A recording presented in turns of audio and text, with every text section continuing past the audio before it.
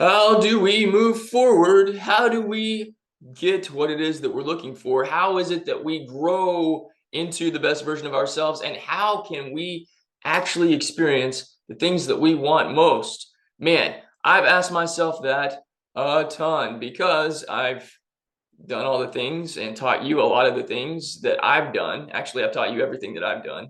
But here's something that's actually brought what I've wanted most to me the fastest and the easiest. And I didn't understand that I was doing it at the time. And then it was revealed to me later, hey, dude, you need to detach. What does that mean? I finally figured out what detachment means. I don't know about you, but I've done a lot of searching, particularly on YouTube, of how to detach. It's not explained very well by anybody. So in typical D Grant fashion, vitamin D Grant fashion, I'm going to explain to you what it means to actually detach in a simple, practical, effective way so you can detach to and experience the life that you want. Ready? Come on, my friend. I got a dose of vitamin D Grant for you that you do not want to miss. Welcome to you. My name is D. Grant Smith, and yes, I am the growth farmer for personal development, and I use a combination of spirituality and storytelling to illustrate all of these wonderful, beautiful ways for you to transform your life and your relationships, to experience the dreams that you have, whether those are dreams you've had since childhood or things that you've been wanting over the past couple weeks, or even just today. How can you experience your dreams come true? Well, come into the garden with me, the garden of life. We'll dig into the garden of our hearts and the gardens of our mind, and we will bring forth the fruits that bring us what it is that we want. So, detachment. Now, detachment is a big thing. And detaching from outcomes is also a very big thing. One of the deals that gets in our way the most is we get so attached to, and I'm going to use this kind of attachment gripping style. We get so attached to things going a certain way, or things having to look a certain way, or what it is that we imagine it having to go exactly the way that we imagine it. That's not the purpose of imagination. The purpose of imagination is to get our minds thinking about things in a different way. Instead of telling ourselves a negative story, which we've been conditioned to do since childhood, and imagine the worst case scenario, the purpose of imagination and visualization is to picture something different. But that doesn't mean that the delivery of that thing or experience or person or opportunity or whatever has to come in the same way that we have originally imagined it. Maybe it will. Maybe it'll go exactly the way that you imagined it. But if you cling so tightly to it having to be a certain way, you're probably going to miss it, or it's not going to come, because open hands is what brings everything to us. Something that was revealed to me about 6 years ago when I went through a very intensive healing process that a lot of you guys know if you've been following me for any period of time. When I was writing my Be Solid book, which is Be Solid, How to Go Through Hell and Come Out Whole, tells the story of my own awakening into what it means to fully love myself after going through heartbreak and unexpected divorce, which ended up also leading to a massive spiritual awakening for me. But what I discovered and what was revealed to me spiritually by God was that I had been gripping onto this broken concept of what love was, and also gripping onto people and holding on to people because I was so afraid that if I didn't hold on to them, if I didn't cling to them, that they would leave me, that they would abandon me, and that the only way to keep them in my life was to hold them tightly like this. But what is that? It's control. And the way that it was painted to me spiritually, the way God showed this to me was through a visual illustration.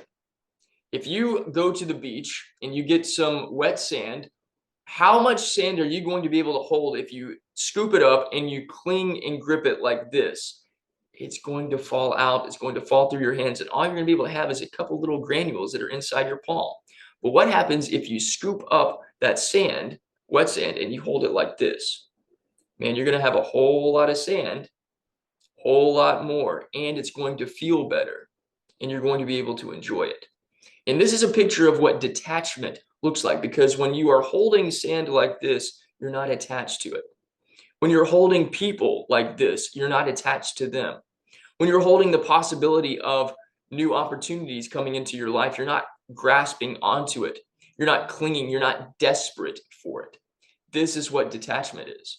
And I'm going to illustrate this in another way, because aside from letting go of our attachment to people and to things and to getting out of this desperation energy, another way of looking at this is going into the subject of our inner garden and our consciousness. So if you followed any of the conscious teachers like Neville Goddard or Wayne Dyer or Bruce Lipton or Joe Dispenza or any of those people that talk about manifestation or spirituality or any of that stuff, everybody's talking about spending time in your inner world, that your inner world creates your outer world, right? Okay, what does that mean?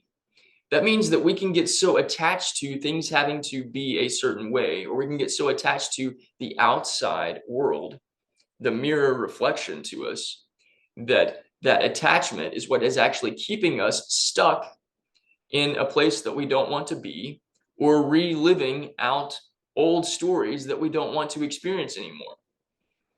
The detachment is letting go of trying to make something work outside of us, chasing after other people, trying to force things into being, trying to manipulate or control things or people or whatever, trying to make things happen. It's an opposite way of living. It's an opposite way of doing things, because a lot of us were taught and trained from a very young age that we have to make things happen. It's a lot of masculine energy and the control and the force and the making things happen, putting things into being, which isn't to say that we don't take aligned action. That's not what I'm saying at all. But aligned action and controlled force are two very different subjects. What detachment actually is it's going within in your heart and feeling the feelings of happiness, feeling the feelings of joy, feeling the feeling of love, and basking in that feeling, so that you are not attached to somebody, a person, or something, a job or money or experience, having to be the source for your happiness, your peace, and your love. You are the source. Your consciousness creates. And so if you go outside of yourself and you make happiness be contingent upon you having to be in a particular relationship with a particular person, whether that's a specific person in a romantic situation or a friendship or a family member or whatever, if you make your attachment to that person be your source for happiness, your source for love, your source for feeling accepted and feeling confident in yourself, then you are attached to that person or that situation or that thing. If having money is what makes you feel successful, then you are attached to something outside of you, when actually your success is an internal experience. And the more that you feel it and you process and you create it within you, the more you will experience it outside of you. This is why the people that talk about detachment, and one of the biggest teachers I've learned about detachment has been Aaron Doty and Mary Kay. And a couple other people. I think Natalie from As the Pennies Drop, she's also a great teacher. Several other people that talk about the power of detachment. And this is what they're talking about. When we let go, when we hold people and things with open hands, we allow this exchange of energy to take place. When we're gripping onto people and things, it's like taking a water hose and clenching it. That water's not going to flow through. It's not going to come out this side. It's not going to come out this side. It's tight gripped and it's stuck. We have to loose the line so that that energy, that flow, can happen back and forth. And we do this by letting go. We do this by detaching.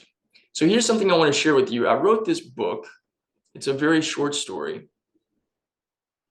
And it's called The Outside. And I'm going to share a part of it with you here so that you can see exactly what it is that I'm talking about. In this short story, it paints a metaphoric picture for us realizing that the more time we spend outside of ourselves in the three-dimensional world, trying to find our place there and being attached to outcomes and attached to people, we will actually suffocate the real life from us, because the life that we have is the life that lives within us, the God force within us, the Christ consciousness within us, the love within us. And if we chase after that outside of us, we're going to essentially suffocate ourselves off and become trapped in the outside world, like so many people are, when we need to spend the time that we spend in our three-dimensional world doing our three-dimensional things with our family and our jobs and our aspirations and the things that we're put here to do. But our real home, the real garden that we cultivate, is within. So here is what the first part of the story says. It says, you can only hold your conscious breath for so long before you have to breathe in. And when you do, the atmosphere can affect you. This is the atmosphere of the outside. There are different energies flowing all around, intermingling with each other, influencing each other, transmuting and converting into various forms. When the same types of energies are fluctuating in one place, it amplifies and expands. Get enough people in the same place who are on these wavelengths, and their energetic influence widens and takes over. This is how population of the mind takes place. And that is why it is advised that you not leave your structure for more than a day at most before coming back inside. The outside can kill you if you're not careful, because the outside will take the life that you have held onto so strongly within and make it dissolve before your very eyes. Now, this is just a piece of what this story says, and I'm not going to give you any more than that because I want you to experience it for yourself. But if we want to learn and practice the art of detachment, we have to stop making our outside world so much of a focus. We have to stop trying to control. We have to stop trying to make things happen a certain way. We have to learn the art and practice the art of going within and feeling happiness, feeling joy, feeling successful, feeling love within. And imagine scenes, as Neville teaches, creating a scene and repeating it over and over to us. This is where repetition comes in. And if you want to incorporate affirmations in this too, I've got a great video where I talk about a different kind of AI, affirmation and intention, going within and creating the life that we want to experience. This is how we do this. And this is cultivating your inner garden. The garden of your heart is your feelings state. The garden of your mind is your imagination, where you visualize and you hear people tell you things that you want to experience. You imagine tasting and smelling and hearing and seeing and touching, all the five sensory vividness. You get into the state of the wish fulfilled and you feel the feelings that you would feel having those experiences. This is where your loyalty belongs. And this is how you detach from the outside world and you hold what it is that you desire with open hands. Does this explanation of detachment make more sense to you? As I've had this realization and revelation, it has totally transformed the way that I understand detachment, because I knew that I needed to let go, but I didn't know how to fully let go, because so much of the things that we do, we were taught from a very young age. And we weren't taught how to go within and treat our minds and hearts like a garden. But this is what I teach people how to do, and have been growing a beautiful community of vibrant, amazing people in growth farming. And you can join into what it is that we're doing. The story that I shared with you a few moments ago, called The Outside, is available at growthfarming.com, along with some amazing, powerful, and life-changing transformational trainings and courses. You can see it in the transformational programs tab. I've got a fantastic course that is a full-blown program all on confidence, and how confidence is actually the key for you living the life of your dreams. Because when you believe in yourself, the world believes in you too. But when you doubt and second guess yourself, so does everyone else. Because again, everyone is you pushed out. So how can you transform your life and attract the right people, the right circumstances, the right opportunities for you? You do that by believing in yourself, by awakening your inner lion and unleashing the confidence and the power within you. Jump onto that program right now. And if you do so before December 10th, I will work with you one-on-one in private coaching and implementing everything that you've learned in that training into your personal life and your relationships to transform everything. That's my promise to you. So jump in right now. Everything is available at growthfarming.com. I'll see you there. Oh, if you haven't done so already, give this video a thumbs up. Comment down below. Let me know how this resonates with you, how you now understand detachment so much better, and connect with me.